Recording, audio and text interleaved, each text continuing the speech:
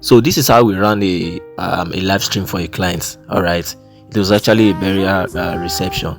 Okay, we were doing a one camera setup because that is what they requested for. All right, and we're using a wireless video transmitter, and this particular brand is from Ason. Okay, it's a pretty decent video transmitter. It has a long range and it's quite good. Okay, so this is a capture. I'm using a capture card here.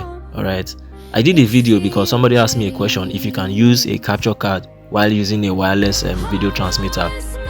All right, because if you are shooting traditionally without video transmitters using HDMI cable, it is a must to use a capture card.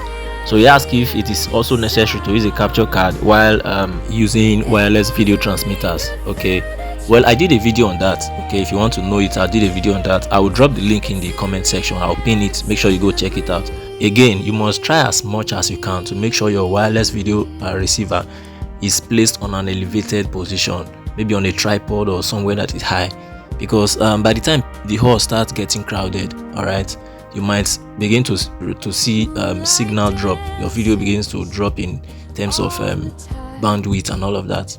So you have to make sure it is high above some certain levels, okay, so that the signal can flow properly. Same thing with your reception, your network. That is why I like Starlink. It is always on the pole, okay, so it can maximize its signal strength. All right, so this is a receiver. Now with this receiver you can loop. What I like about it is you can loop to an external monitor. All right, it has an input and it has an output. Okay, you can loop it to an external monitor should in case. And take note of the name. I was trying to tell my the person who was with me that they are labeled.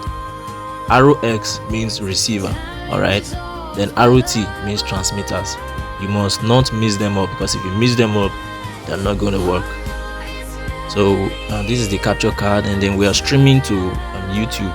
Okay, so they requested for YouTube and we are streaming to YouTube for the clients. All right, so basically everything was set, and then we were ready to go, and then we make sure that our sound was very okay. All right, so we connected sound from the DJ's mixer into our directly into our laptop.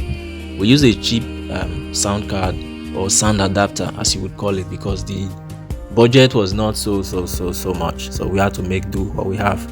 All right, if it were to be a big budget, you know, we would have gotten maybe Focusrite or one of those expensive sound mixers. Okay, so this was pretty much everything. We had to do our setup on time. Make sure, this is what I always encourage my streamers to do, make sure you get to the venue very early. All right, should in case of any eventuality, maybe your cable snapped or your battery is missing, or should in case of eventuality, you could quickly fix all you need to fix before the event starts. Okay, so this is how we did our setup. Okay, let me know if you have any questions. See you in the next one.